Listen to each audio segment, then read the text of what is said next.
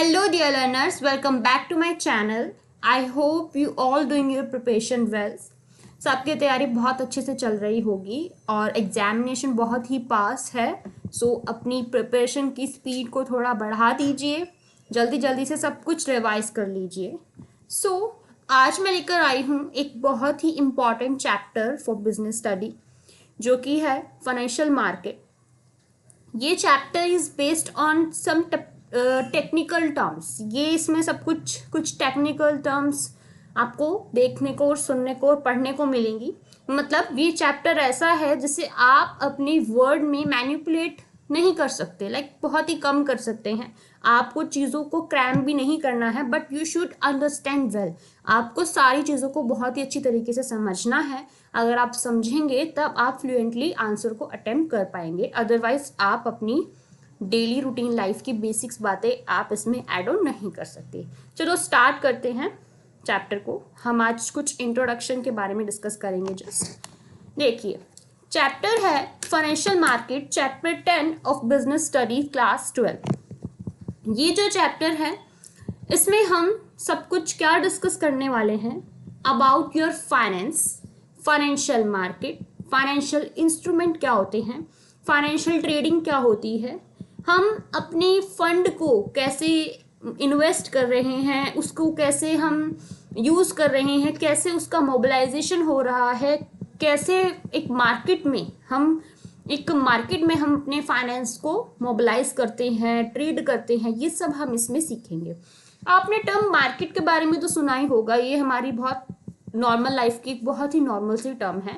Market के नाम को सुनते ही हमारे माइंड में फर्स्ट फ्लैशबैक आता है about a place where all the consumer and buyers and sellers are interact with each other, right, with some exchange. जहाँ पर एक ऐसी जगह जहाँ पे बहुत सारे बायर्स होते हैं, बहुत सारे सेलर्स होते हैं और सामान क्या कर रहे होते हैं, एक्सचेंज कर रहे होते हैं with the help of money. लेकिन यहाँ पे मार्केट में काम तो कुछ ऐसा ही होने वाला है, बट यहाँ पर हम नॉर्मल गुड्स की बात नहीं कर रहे हैं. जहाँ पर हम आपके क्लोथ्स और कमोडिटीज़ की, फूड की बात नहीं कर रहे हैं. यहाँ पर बात हो रही है आपके पैसे की, आपके फंड की. ओके. और फाइनेंशियल मार्केट में कैसे सब कुछ होता है, क्या मैकेनिज्म है, ये हम डिस्कस करेंगे. चलिए स्टार्ट करते हैं इंट्रोडक्शन से. तो देखिए, इंट्रोडक्शन में सबसे पहले बात यही कहता है कि आपकी जो मार्केट टर्म है ये some time use for what are more strictly exchanges. जब हम मार्केट टर्म का यूज करते हैं तो जनरली हमारे माइंड में क्या आता है कि हम कुछ एक्सचेंज कर रहे हैं, किसी चीज के बदले हम किसी चीज को ले रहे हैं. और क्या करते हैं, हम बदले में पैसे देते हैं और बदले में चीज को लेते हैं. ठीक है. और लेकिन यहाँ पे जो मार्केट है ये आपके एक्सचेंजेस को भी क्या कर रही है, जगह दे रही है. यहाँ पर भी हम एक्सचेंज कर रहे हैं, बट हम एक्सचेंज किस चीज का कर रहे हैं, it's trade in financial instruments, it's trading in the financial securities, right. तो फाइनेंशियल मार्केट क्या होती है, एक ऐसी मार्केट होती है जहाँ पर पीपल क्या करते हैं, अपने financial securities. What is financial securities, आपकी जो शेयर्स होते हैं, डिबेंचर्स होते हैं, बॉन्ड्स होते हैं, डेरिवेटिव्स होते हैं, जो आपकी other form of monetary products होते हैं, उनका आप क्या करते हैं, यहाँ पर एक्सचेंज करते हैं, ट्रेड करते हैं, बाय करते हैं, सेल करते हैं, इन सारी चीज़ों को, राइट. अब ये करते क्यों है, होता क्या है कि देखिए, हम टू द पॉइंट बात करते हैं.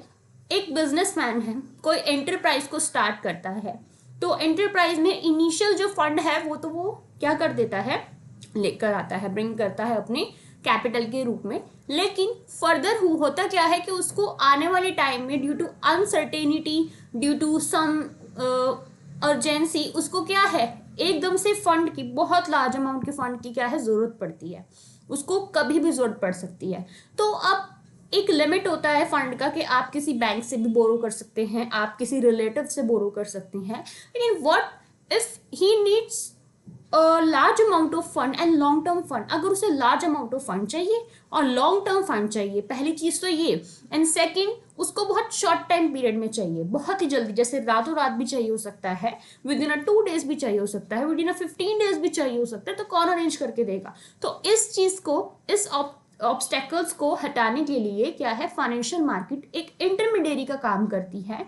एक ऐसा हेल्पफुल एक प्लेस होता है जहां पर बिजनेसमैन क्या करते हैं, अपनी लॉन्ग टर्म फंड्स को और शॉर्ट टर्म फंड्स की नीड्स को फुलफिल करते हैं। ओके, तो यहाँ पर बिजनेसमैन क्या करते हैं, सिक्योरिटीज शेयर्स को या तो वो इशू करते हैं ताकि उनको फंड्स मिले, या तो वो परचेज करते हैं। ओके, तो इस तरीके से वो अपनी फंड को रेस करते हैं। तो इस मतलब से हमें क्या समझ में आया कि फाइनेंशियल मार्केट का एक मेजर ऑब्जेक्टिव क्या होता है, to raise the funds of entrepreneurs, to raise the funds of the who needed the long term fund and monetary needs।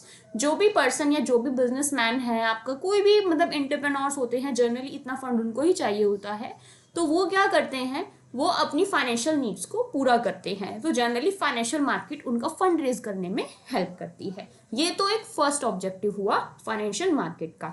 Second बात क्या होती है फाइनेंशियल मार्केट की, जो आपकी फाइनेंशियल मार्केट होती है ये एक इंटरमीडिएरी का काम करती है।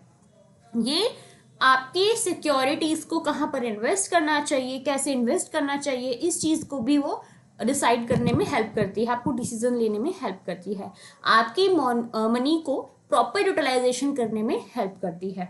और ये इंटरमीडिएरी का काम कैसे करती है, लाइक मिडिल मैन का काम कैसे करती है। मान लीजिए एक साइड आपके क्या होते हैं, हाउस होल्ड सेवर्स, जहां से मनी का फ्लो स्टार्ट होता है यानी हम, और एक होता है आपका बिजनेस एंटरप्राइज। तो जब तक क्या है, हाउस होल्ड अपनी सेविंग्स को बाहर निकाल कर इन्वेस्ट नहीं करेंगे तो वो पैसा बिजनेस एंटरप्राइज में कैसे फ्लो होके जाएगा वहां से, राइट।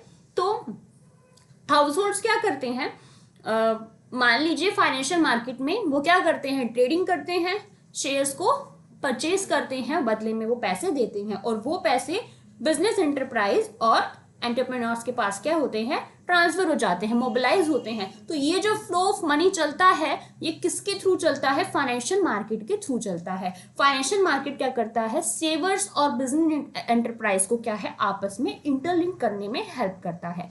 तो ये भी फाइनेंशियल मार्केट का एक मेजर ऑब्जेक्टिव होता है, to role like a intermediary between the business enterprise and the house holds.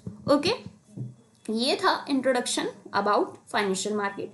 यहाँ पर भी ये चीज़ लिखी हुई है कि financial market play a vital role in facilitating the smooth operation of capitalist economics by allocating the resources and creating the liquidity for business and entrepreneurs. The market make it easy for the buyers and the sellers to trade their financial holdings. Next आता है हमारा about एक exact meaning of financial market.